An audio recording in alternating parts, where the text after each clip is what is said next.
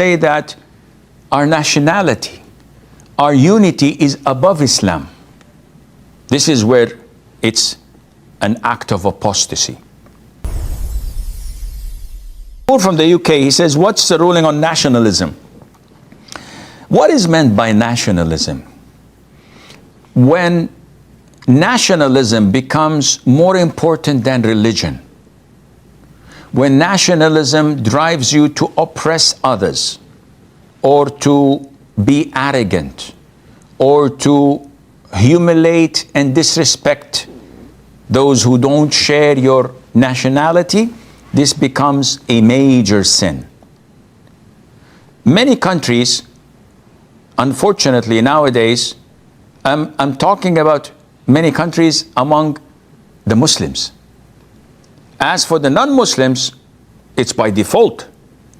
They say that you have to prioritize your passport, your nationality over your religion. They're kafir. So there's no problem in them saying this because they've reached rock bottom.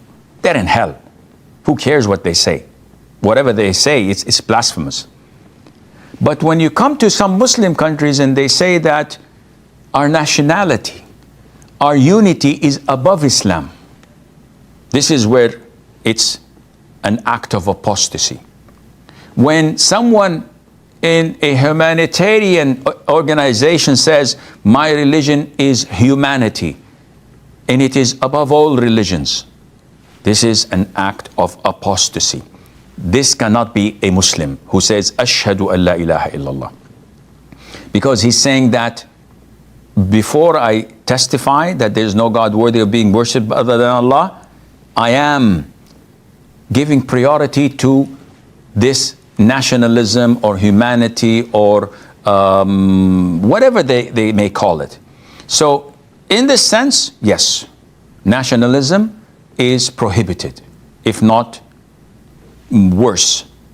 But if nationalism deals with religion, so if your country establishes Sharia and rules by it, defends Islam, calls people to it, honors the religion, then nationalism is defending the country, honoring the country due to what it does to Islam. And this happens only in countries that implement Sharia, that announce and proclaim Islam to be their religion and constitution, and no one else. About nationalism. So what is the ruling of nationalism? This is a broad topic. As Muslims, our allegiance is undisputedly to Islam. No Muslim would say, no, Islam comes second. So I'm a Brit, then I'm a Muslim. Or I'm an American, then I'm a Muslim. Definitely not. We are Muslims, then you can look at my nationality afterwards. However, this does not mean that being a Muslim, I must hate my country, I must hate my nationality, I must hate my tradition, my customs. No, on the contrary.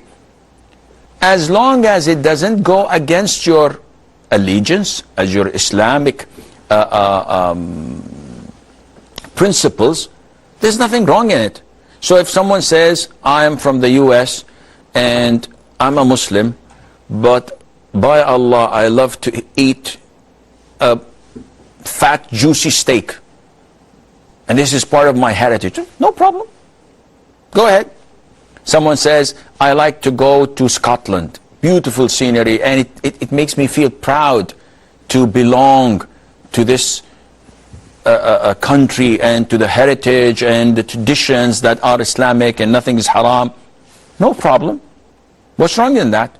Being an Indian, I'm a Muslim, but I am originally from India, so I love India and I love the culture, the things and the traditions we have that are not related to other religions or to shirk or to whatever, but it's the customs. No problem.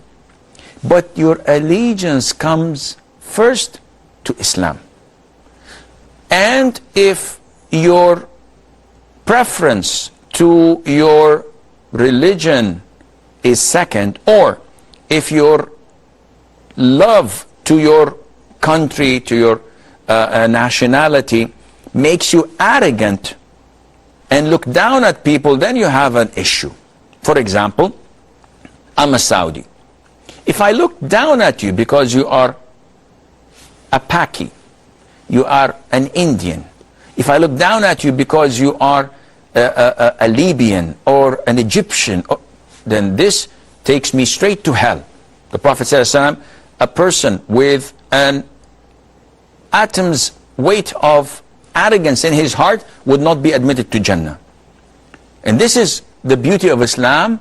When we pray in one row, in the first row, and next to me is a person from a different ethnicity, next to the other side, someone who's really poor, doesn't have anything, and we are alike. There's no difference in us, between us. Assalamu alaikum wa alaikum assalam. How are you, my brother? Alhamdulillah. I don't look at him and say, hey, akhi, you're not Saudi. Go to the second row, please. First row is Saudis. This is total arrogance, and it is not permissible.